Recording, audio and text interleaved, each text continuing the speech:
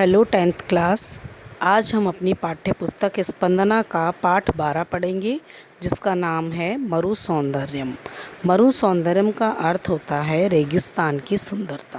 पहले बहुत संक्षिप्त में हम इसके पाठ का परिचय पढ़ लेते हैं और मैं परिचय सारा आपको हिंदी में बता देती हूँ। राजस्थान के पश्चिम अंचल में थार मरुभूमि फैली हुई है। हम राजस्थानी लोग विशेष रूप से इस मरु प्रदेश की शोभा संपदा, इसके खजाने के प्रति अनुरक्त और गौरवान्वित हैं।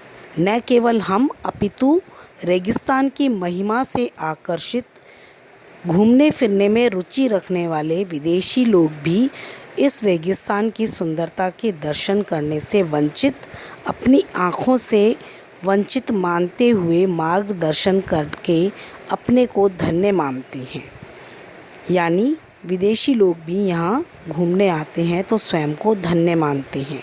राजस्थानी भाषा के महाकवि स्वनाम धन्य पद्मश्री कन्हैया लाल सेठिया हैं और कन्हैया लाल सेठिया ने इस धरती की स्तुति करते हुए धरती धोरारी इस अमर गीत की रचना की थी।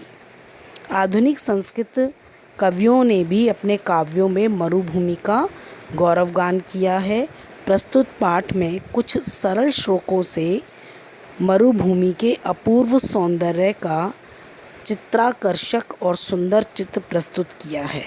जो हमारा पाठ है इसमें मरुभूमि रेगिस्तान की सुंदरता का बहुत सुंदर वर्णन किया गया है और सभी कवियों ने इस धरती की सुंदरता का वर्णन अपने श्लोकों में किया है। अब हम चैप्टर की ओर पढ़ते हैं। पहला श्लोक है हमारा, शरीर विज्ञाने विचक्षणेन प्रशंसितो अयम चरकेश्वरेण स्नेहार्द भावैकर सविशिष्टः शुष्को अपि नित्यम सरसः सह देश। इस श्लोक का अर्थ मैं आपको प्रसंग लिखना पहले भी बता चुकी हूँ।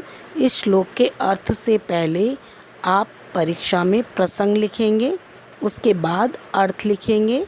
हिंदी अनुवाद है इसका। अर्थ का मतलब हिंदी अनुवाद कि शरीर विज्ञान के विशेषज्ञ आचार्य चरक थे कि शरीर विज्ञान के विशेषज्ञ आचार्य चरक द्वारा जो प्रशंसित है वह ऐसा देश है जो सूखा होते हुए भी, अर्थात सूखा प्रदेश होते हुए भी प्रेम और स्नेह की वर्षा करता है, या हमें सूखे होते हुए भी स्नेह और सरस प्रदान करता है, ऐसा देश है। यह हमारा पहले श्लोक का अर्थ है। दूसरा श्लोक है, मरुः सुवर्णौ न हि येन दृष्टः किम तेन दृष्टं कुहचित्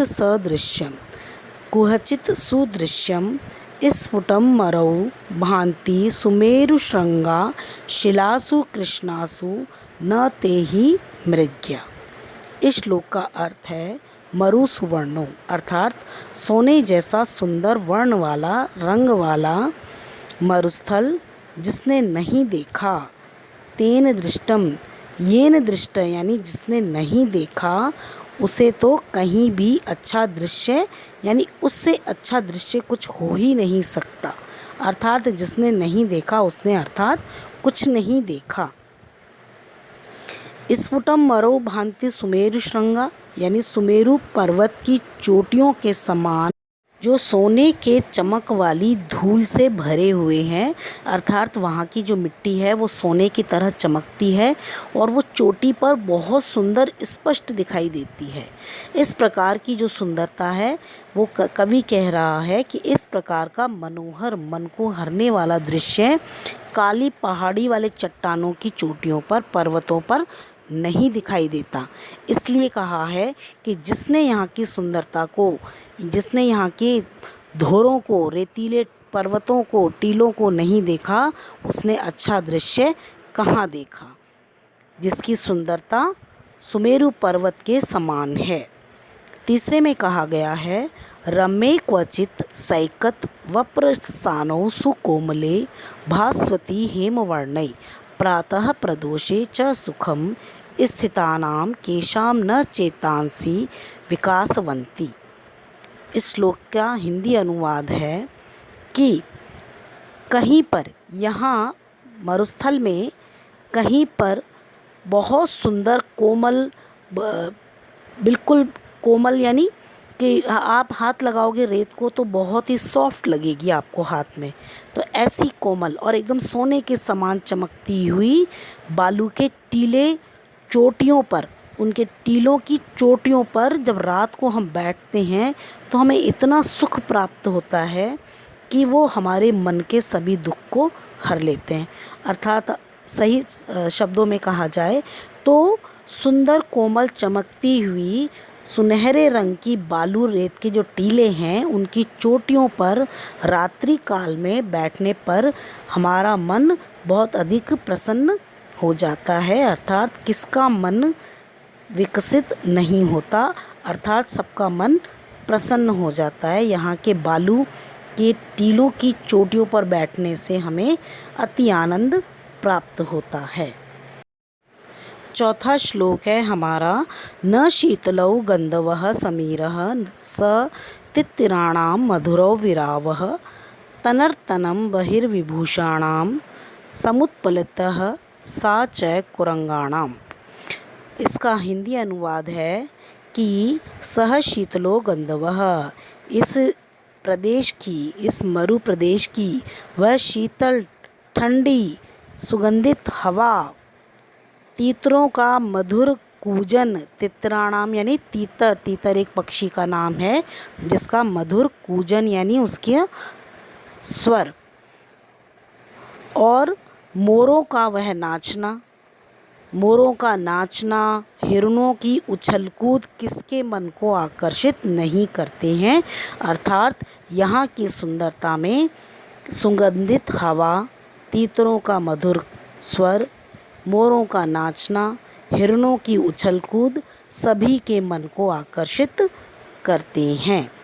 अब पांचवा श्लोक है, ते तुंदिलाः स्वादुरसाः कलिंगाः सा शारदी चंचल चंद्रिका च स्फूर्ते स्फुरन्ति स्फुरगाविलीषु क्रमेलकानां गतैश्च तास्तः। इस श्लोक का हिंदी अनुवाद है कि यहाँ पर उगने वाले मोटे मोटे स्वादिष्ट मधुर रस वाले मतीरे अर्थात तरबूज और शरद ऋतु की चंचल चांदनी, शारदी चंचल चंद्रिका यानी शरद ऋतु की चंचल चांदनी, पक्षियों की वह फड़फड़ाती फुर्ती, उनके जो फड़फड़ाना होता है उसे वह, और ऊँटों का तेज गति से भागना मन को आकर्षित करता है यानी अपनी ओर खींच लेता है। क्या क्या खींचने वाली बातें कौन कौन सी है कि एक तो मोटे मोटे स्वादिष्ट मीठे मतीरे, और यहाँ की रात की चांदनी, और पक्षियों की फड़फड़ाती फुदकती चाल, ऊँटों का तेज गति से भागना ये सब मन को हमारे हर लेता है। छठा श्लोक है, वर्षागमे चारु मरुं विहाय क्वान्यत्रः कयास अपि कस्या अपि रमेत चित्तं सह सु वर्षासमये अपि यस्मिन् शरत् प्रसन्नं सलिलं च अस्ति। इस श्लोक का अर्थ होगा कि जब वर्षा होने पर यह मरु प्रदेश को छोड़कर कहीं और मन नहीं करता हमें जाने का। जब यहाँ वर्षा होती है तब तो इतना मनोहारी हो जाता है यहाँ का दृश्य कि हमें यहाँ से छोड़कर जाने का मन नहीं करता। और जिस मरु प्रदेश में वर्षा काल में भी शरद ऋतु की तरह तालाबों में अति निर्मल, अति स्वच्छ जल शोभा देता है, कि मरु प्रदेश में ही एक ऐसा है जहाँ पर वर्षा काल में भी सर्दियों की तरह एकदम स्वच्छ जल रहता है। और इस समय इतना सुंदर वातावरण होता है कि हमें कहीं और यहाँ छोड़कर जाने का मन नहीं करता। सीधी भाषा में अनुवाद है कि वर्षा होने पर सुंदर मरु प्रदेश को, रेगिस्तान को छोड़कर कहीं और जाने का मन नहीं करता। और जिस रेगिस्तान में वर्षा काल में भी शरद ऋतु की तरह तालाबों का जल अति निर्मल होकर शोभा देता है। अब हमारा 7वां श्लोक आता है। गावः प्रसन्ना मनुजः प्रसन्ना देवा प्रसन्ना व्रतदान यज्ञैः किम नाम तद्यनः मरौ समृद्धं विद्या समृद्धो भवता विधेयः। अर्थात गावः गाय, प्रसन्ना खुश हैं, प्रसन्न है। गाय प्रसन्न है। कहाँ? रेगिस्तान में। इस मरु प्रदेश में गाय प्रसन्न है, मनुष्य प्रसन्न है, देवता प्रसन्न है और व्रत दान यज्ञ आदि करने से देवता भी प्रसन्न हैं।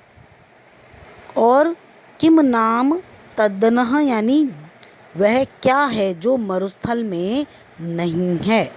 सब कुछ है, अर्थात क्या क्या? सब कुछ। क्या?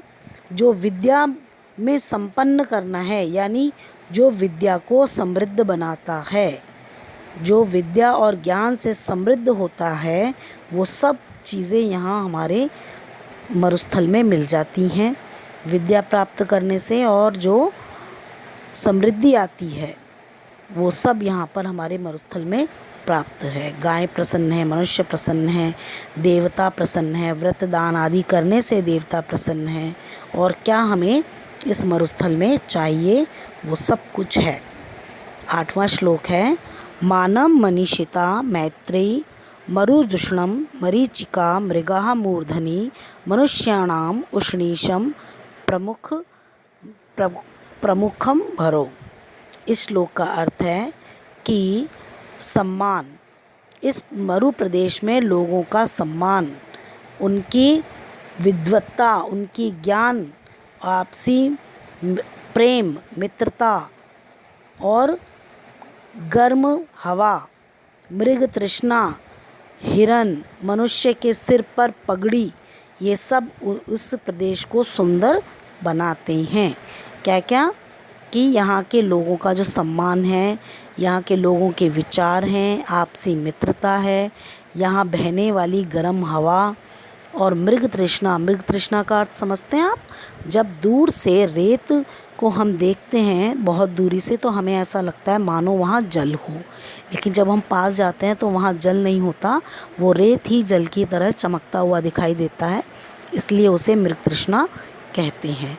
तो मृग तृष्णा और यहाँ भागते हुए हिरन और यहाँ के मनुष्यों को, यहाँ के निवासियों पर उसके सिर पर सजा हुआ पगड़ी या साफा यहाँ को, इस धरती को विशेष बनाते हैं और सुंदरता प्रदान करते हैं।